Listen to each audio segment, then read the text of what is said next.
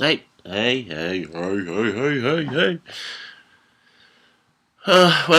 I was gonna go to the library because I got some cool books coming in about Bucks County history that we're gonna go through and have a look at. But I was looking through these pictures of the Mercer laborers and, the whole Mercer story.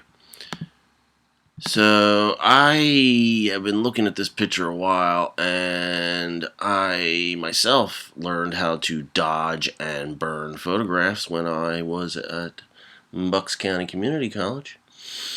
And I am not really positive, and I certainly can't prove anything, but I would say that this construction picture of Font Hill, I think this is Font Hill,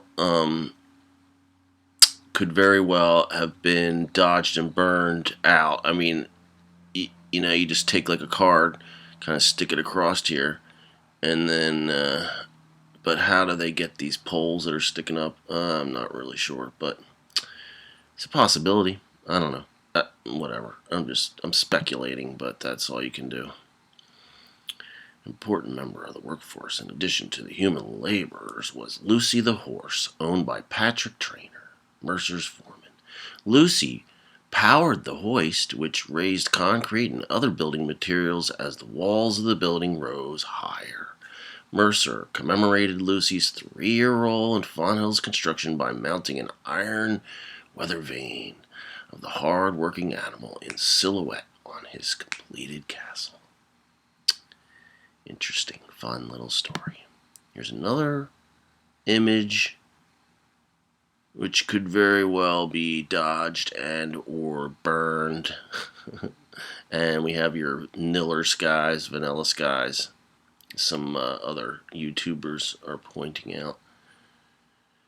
So, I don't know. I was trying to really look at the details of these pictures and see, because that last one, let's see if we can figure out how to go back here. This is different. Look at the differences. So, put these two together, look at the differences. What else? Here's a picture that comes later. Are these windows different? Could very well. Like this stuff. Look at this. Look how this is kind of like blown out. What the heck is back there? Oh, that's the roof, I guess. But I mean, this stuff is blown out. Like, look, see how this is a lot lighter than the front and part. It's not that far back, believe me. And if you're dodging this whole area out, that's gotten a little dodgy. Dodgy. I don't know. Here's some inside pictures. Let's see what else we got here on the thing. Oh, the bridges. We got bridges like crazy in this county. And I'm sure there's other amazing counties like all over that have these old covered bridges. I mean, there's a few left out there. I'm not sure how many. But there were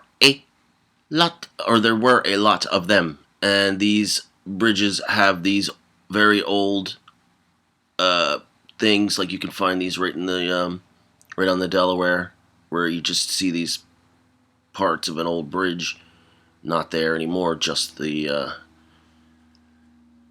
base part that sticks into the water, and then on the edge you'll see another part. So these things are old, made of brick, turned into stone, is the story that we're looking at right now. I certainly can't prove anything, but it's looking to be how it is. And I had a picture of the original bridge from my Crazy Tom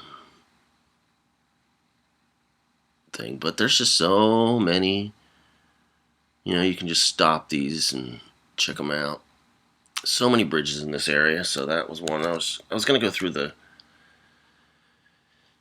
that's that same picture, I guess, so I don't really have to keep this one up. I don't know what's going on here. This is just me looking up stuff. about the Fonthill. Not a lot of old pictures that you can find online. What's this picture here? What just happened? Pinterest. Pinterest can get in your way, let me tell you. I can't even get out of here now. What the heck's going on? Oh, let's see if I can hit another one of these. Mercer. Here's the story. Concrete. He built this concrete. No brick under there, people. Oh, I'm laughing, but I mean, he's one of the great ones. You got Henry and you got William, his brother. I think his dad might have been a William too. His brother owns or owned. It's funny, you go to the like the festivals they have over there at the at Fonthill, and they have a lookalike of Henry who walks around and talks to you. And I got this really odd feeling that like it really was Henry, and he's, you know, how old would that make him? 140, 150? I think it's possible. Anyway, let's see what else we got here. This stuff's not really working. I got that. And, I had this. Here's the article from Harvard. Harvard. And some funny stuff in here. Which I thought was possibly telling. Stuff like I've seen this in A Farewell to Arms by Hemingway. He has a little inscription: as convincing as a tapeworm, as charming as a bottle of dead flies. And it is there. They have it. They always have that out, kind of like if you go over there. But I mean, it costs $12 to go into the museum, and they ran me off the property the other day because I was taking pictures with my little phone. And I'm going to get those pictures. I got them on the other computer, so I got to get over there. But I wanted to do this one real quick. And I know I'm losing everybody, and you know what? Too bad. I'm sorry. But, I guess I'm really still in the practicing stages, trying to see where my voice is headed. But, I was going to be a docent over at the Mercer, at one of the Mercers at the Aldi, I guess, or not the Aldi, but the Fonthill. And it took them about a month or so to get back to me. And at that point, I was kind of like questioning the whole story, because I went through the tour and they give you the whole story, and you're like, some of this, I don't know, but this is inside there, and this stuff is there. All these wonderful tiles. I get this feeling that they were already there. And then we have one of these large stove, oven, whatever. And they have these plates, these metal plates. So if you go over to the Mercer, they must have 300-400 of these things. So they went around and collected all the plates. And some people think this is how they heated, maybe. Like they got these plates heated up. I don't really know. But, yeah, that. And there's 100. Another funny thing about the Mercer, if you go over there, is they have a little pile of 8-tracks, about 6 or so of them, maybe less. And they act like that's like some kind of thing. I mean, I have hundreds of 8-tracks still. Sometimes I sell them. Sometimes I even play them. And people have them. They're around. So I don't know what kind of silliness they're trying to display over there for silly little 8-tracks, because they're not that old and they're not that... It's a clue, though, to say, hey, maybe some of this stuff isn't, what it's purported to be. Another thing is they had this one display.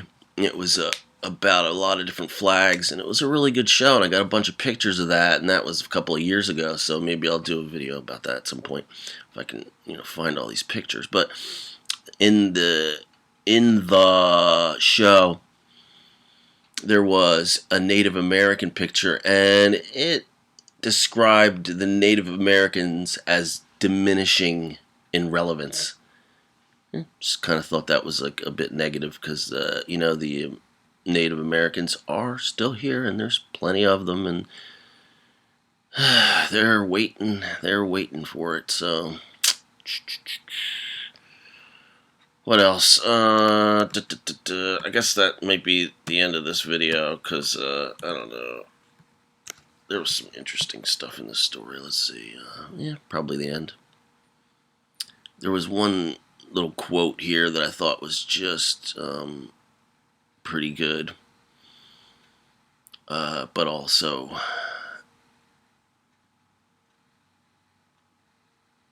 it just it had a flourishy feel to it and maybe meaninglessness. I don't know, but it is at first illustrating a humble story. They unfolded by degrees a wider meaning until at last the heart is touched. Okay. Yep. What's this tile here? Alright, well, thanks a lot. And everybody take care, and I hope we have a wonderful have a wonderful all right, thanks a lot.